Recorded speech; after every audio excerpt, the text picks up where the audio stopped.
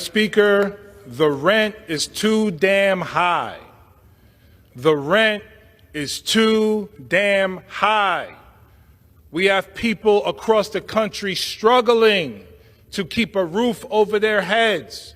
We are the wealthiest nation in the history of the world outside of ancient African civilizations. Yet we cannot provide housing for every single person in our country.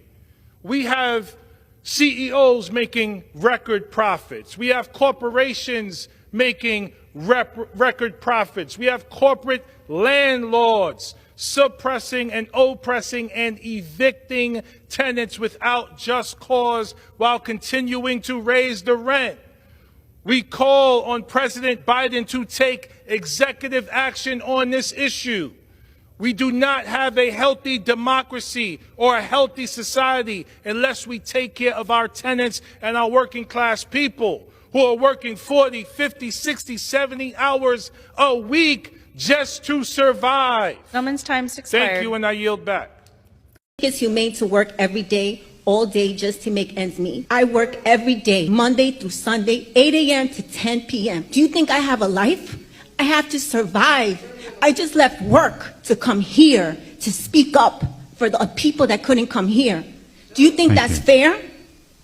Thank you for your testimony. No, I'm not finished. Because you, the Rent Guidelines Board, which is, you started in 1960 to help us and hear us from the tenant, and instead rent has risen. What are you doing to support us? I implore you to not increase the rent and roll back the rent.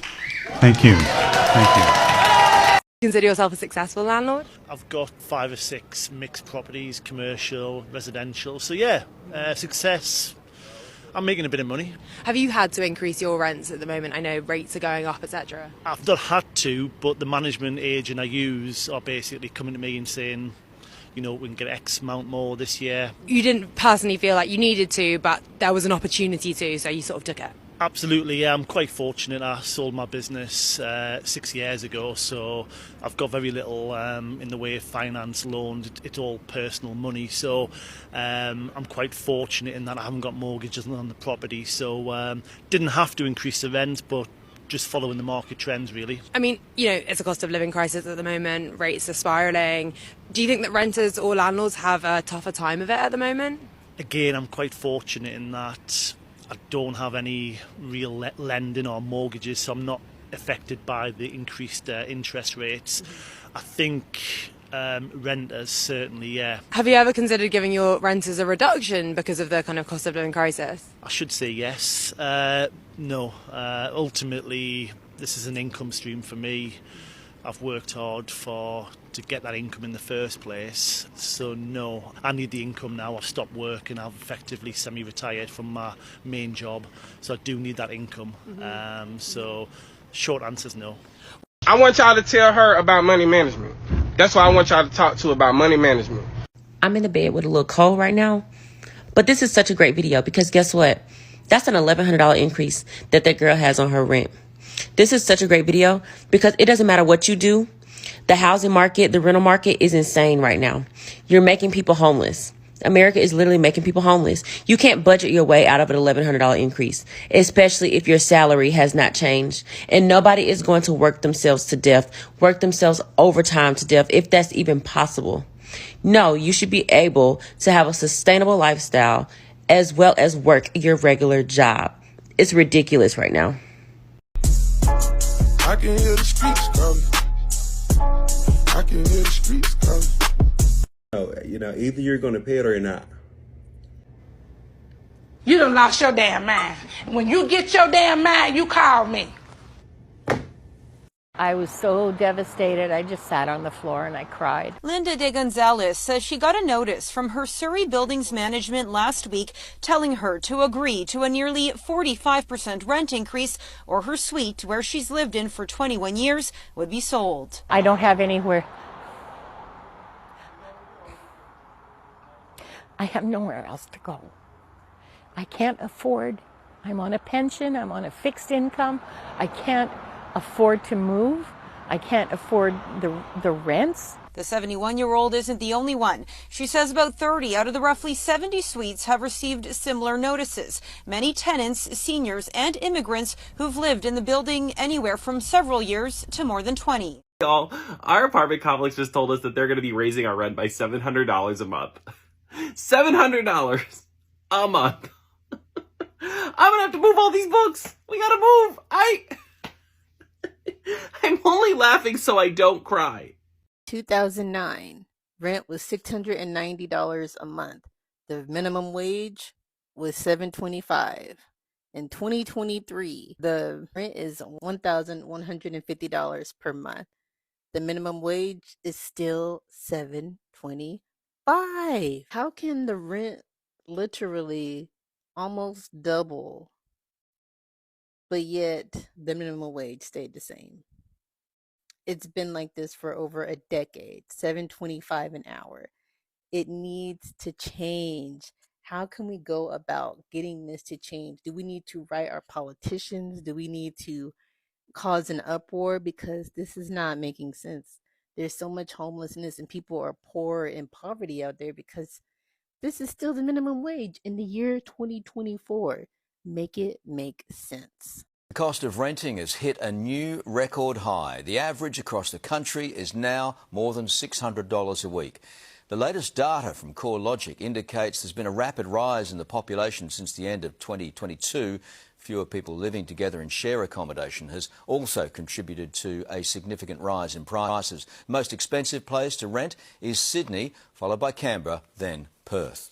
This is so crazy to me, but rent has increased so much in Chicago. It's mind-blowing. In the past year, rent has increased by 16.58%, which means it has increased on average around like $500 more per month. If you're looking to move to Chicago, you can expect to pay over $3,000 for a 2-bedroom. And if you're looking into like luxury high-rise buildings all throughout Chicago, most of the 2-bedrooms that you'll find average at about like over $4,200 a month and more.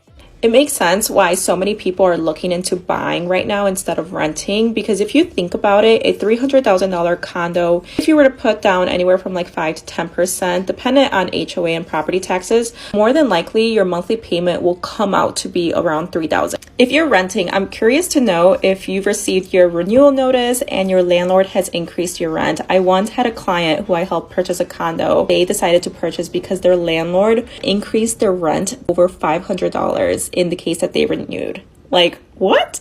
A woman says she's exhausted by the fact that she can't afford rent even though she's cut back on eating. There's a woman on TikTok who is going viral right now because her rent went from $1,300 to $1,800 a month with no warning. That is a significant amount of money for your rent to increase to the point where that would make or break somebody's ability to pay rent. Landlords and corporations are continuing to price gouge and not care about the well-being of their tenants or their customers or anybody, because it's all about money, money, money, money, money at this point. I would recommend that this girl see if she can find a cheaper place, but with the increase of rent, is that possible? I have no idea. It is going to take a lot of work to get out of that situation. She's either going to have to get a second job if she doesn't already have one, or scrape up some funds to figure out if she can move to a cheaper place, get a bunch of roommates. I mean, none of it is ideal. $500 could prevent you from saving money monthly too, which is something that I come on here and preach about. Taking your savings, putting it into a high yield savings or a compound interest account, watching your money grow. How are we supposed to do that when it's $500 increasing in rent? Like, that's insane. I would love for people to just stop being selfish and let people live their lives. Your landlord might be doing this illegally. Hey, so we're going to increase your rent by 20%, and if you can't pay it, we're also going to need you to move out within 7 days. Okay? Thanks. No, you can't increase my rent during my lease term unless otherwise stated in my contract, to which it isn't. And you can only make one increase every 12 months, and it can't be over 10% annually. The rules are different for each state, so make sure you know what they are. And lastly, you need to tell me about a rent increase through written notice, either by mail or delivered to me. Afternoon. What can I do for you? I need to buy a gun. I'm just sort of scared of leaving. Everyone I know. A big legal loophole means a lot of young people are having their rent put up. Paying £520 a month each. Our landlord wants us to pay £700 a month each. He's just saying that's the market rate.